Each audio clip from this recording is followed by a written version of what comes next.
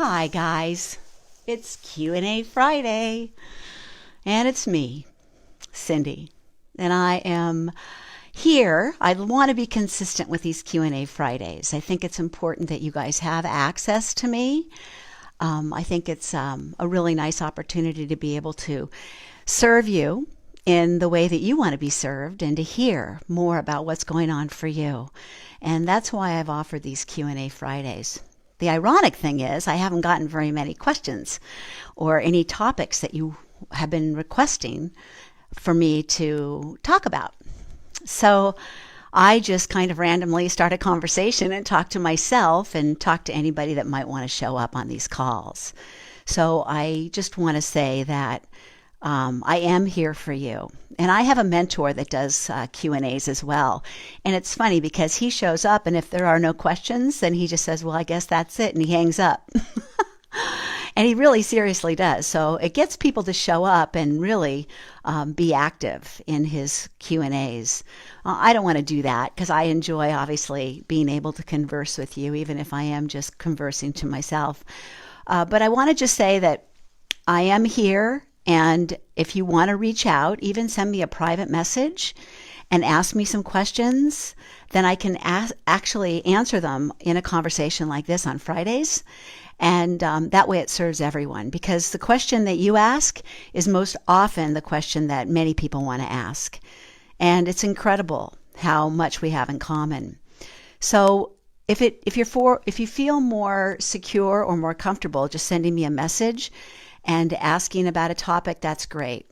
I did get to look at some of your answers on the questions that I asked when you joined the group. And I thought maybe that's what I've actually been talking about. And one of the questions, a couple of you have asked about your relationship. So it's kind of a little bit following the conversation we had last Friday around listening. And I think it's really important for us to really listen to hear. To listen to, really get to know what the other person is thinking about or talking about or, whatever there is on their mind. And the only way we can do that is listen with real curiosity and listen with the intention to learn. How well do you do that with your partner? It's a good question. Now, I've been married almost 40 years, and it's a skill that I, too, have to work on every single day. And I know that when I do, our relationship, it gets so much better. I mean, how much better is it for you to know someone's listening to you instead of multitasking or doing other things? So I think it's really important skill, and I think it's really good for our relationships, especially with those that we love. I talk about it, yes, on Facebook, because I see it all the time that we're talking all over each other on Facebook and defending and being righteous. But in our relationships at home, with the people that we care about, like our children. Sometimes we get multitasking. I know I'm a mom of 2 kids as well, and it's so easy to get going and trying to get so much in during your day. And when your child wants to talk to you, quite often we're doing other things and pretending to listen as well, or halfway listening as well. Well, how different might it be if we actually put everything down and we sat down and we looked into their eyes and we really listened to hear them? Now, remember last week we talked about the 3 levels of listening. Level 1 is listen to respond or to have a conversation. That's a back and forth kind of a conversation listening. Yeah, that happened to me, and oh, I know what you're talking about, and responding. Level 2 is to really listen to hear. To really listen to hear, to listen, fully focusing on what the other person has to say, and then reflecting back what you think they said. And then maybe asking a question, and then listening again, and then reflecting back. It's really listening to hear. It's a profound, profound way of listening. And then that third listening skill is to listen to what's not being said. To really listen with your intuition, to feel into the emotions, and to ask questions from that place. It's magical, and those last 2 levels of listening are the way that I try to listen when I'm working with my clients and when I'm with my family. Now, one of the reasons why I'm a few minutes late to this Q&A today was right before I was coming, my daughter asked me if I'd read a bedtime story to her son. And I listened. I mean, I really did. And I knew I'd be a little late for us, but I knew you would understand. Hi, Jill. Hi, Mary and Lisa. Thank you so much for being here today. Oh, I'm so happy that you're here. And Jill, thanks for the response on, I love the conversation on listening. That's great. I want to share with you what happened to me and why I'm a little late today. So my daughter lives in Bozeman, Montana, and I'm in New Zealand. And I'm supposed to be there with them right now, but I'm obviously not. And it's hard. I mean, I'm pretty sad. And I show up and I do my work and I'm with my clients and it's beautiful as well. But today she asked me if I'd read a bedtime story, and I've never done that before. He'll be 2 in November. And she asked me if I would read a bedtime story to them. He was requesting, his name is Finn. And Finn said, Amma, when she said, who do you want to read a bedtime story?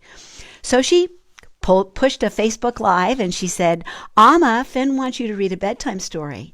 And it just so happens that I'm an early childhood educator by trade. That's what I did for years. And I have a bunch of children's books. I don't get to read them as often as I'd like, but I pulled one out. And I spent the last 10 minutes reading Finn a bedtime story, me being in New Zealand and he being in Montana. And it was one of the most beautiful things that I have done in a long time, to actually really be there with my grandson over Facebook Live. But our connection was extraordinary. And the connection from heart to heart and the love that we shared and the gratitude that I'm still feeling in my heart because we were there for each other. I listened. I responded. I could have said, no, I don't have time. I need to get to this Facebook Q&A here. But I felt into my heart and I felt what feels the lightest for me, what intuitively would bring me and the rest of the world more joy and more love. And I knew without a shadow of a doubt that I needed to read that bedtime story to Finn. And I knew that you'd be okay with me showing up a little late. Only a few minutes, but it was so amazing, you guys. And he was as quiet as a mouse, totally engaged in the book and the story that I was reading him. And I got to be animated and playful to my grandson in a most beautiful way. And think of the love that was radiating between the two of us. And not only that, my daughter and her husband were in the room as well. And so there was, and my husband was in the room. So there were actually 5 of us experiencing this connection and this level of listening and this level of giving. And so the 5 of us were profoundly touched by this experience. And it was only 5-10 minutes at the most, but all of our hearts were opened. And it was because I listened at level 3. I listened at a level 3 level where I really felt into what is the best choice for me here. And instead of reacting quickly and saying, I don't have time, I need to be there for my Facebook group, I paused and I really felt into my heart and I really listened to what would be the best choice here, what would bring the most love, what feels the lightest. And, oh, good, Jill, I wasn't late. Oh, good, I'm so glad. And see, it all works out. It all works out. And I didn't hurry, I didn't rush. But I want to, here's the thing that I want to debrief on that whole situation. 5 of us were directly influenced by that whole experience. The love, the connection, it was just amazing.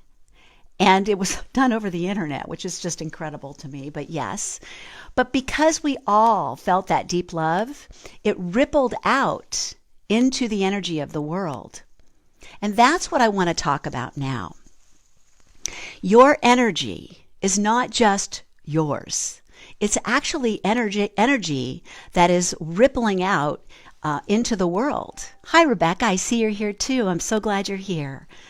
And so whatever you're feeling or expressing or connecting to is really creating a resonance in the whole planet right now. And the last thing we need right now in this planet is fear. And I really want you to understand that. The worst thing we can give the planet right now is fear, because fear is heavy, it's constricting, it shuts us down, it keeps us silent, it keeps us in worry, and it doesn't allow us to connect like this. It makes us withdraw and hold back. And that's not what we need right now on this planet. We need so much light and so much love. And so I ask you, what do you do during your day that is enlightening for you and the planet? What brings you joy? How do you connect to your passion and your purpose so that you can be a light in this world today? I think it's a really important question and something I ask myself every day. I feel into my choices and I always choose the lighter choice. What choice brings me more joy? What choice radiates more love? And how can I feel a connection from my heart to other people's heart in this world? First for me and the other person, but also for the planet.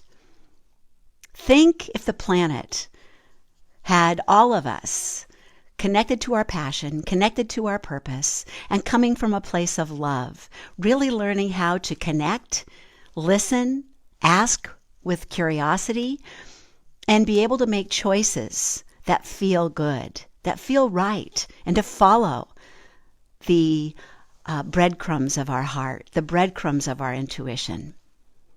How might that affect the world today? So you're going to be seeing a lot of messages and information around how to be the light, how to bring in more light in the world today.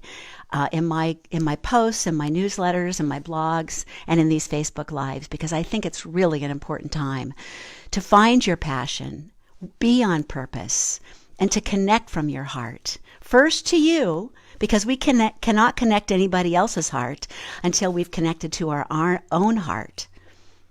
So how do you connect to yourself in a loving way, in a heartfelt way? That's a really good question as well. What are the things that you do for yourself from a place of love?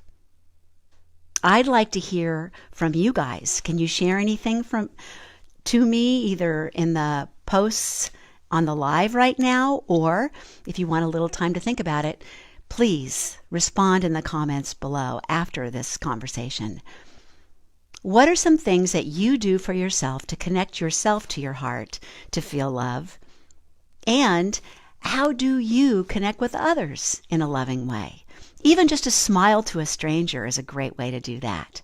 Or doing a nice deed for a friend. Jill, you following the breadcrumbs of your heart. Yes, yes. Follow the breadcrumbs of your heart. And there's a path that it takes us, like it did to me today, to read this bedtime story to my grandson. I followed the breadcrumbs of my heart. I listened and I felt what feels right. That's following your intuition. That's following the love. It's following the light. What feels the lightest? What brings me most joy? And if you're not doing work that feels light and joyful, I'd love for you to consider what that might be for you. How can you bring more joy to your day, to your work, to your relationships, to your conversation? Well, I've given you a lot to think about. Those are my questions to you. Maybe our Q&A Friday are me asking you questions. I'm okay with that if that's the way it works, but I will continue to show up. I'll be here on Fridays, Thursdays in the U.S., and I'll continue to ask the questions to you. Unless, of course, I get some good questions for you to ask me. I welcome those too. All right, that's all for now. So much love to you guys. Have a wonderful, wonderful rest of your day or evening and weekend. And until next week, please keep giving me feedback. Respond and let me know if this is helpful. And let me know how I can best serve you. 2020 is all about me helping more people. And that includes you. So let me know how I can help you best. All right. Lots of love to you. Until next time. Bye.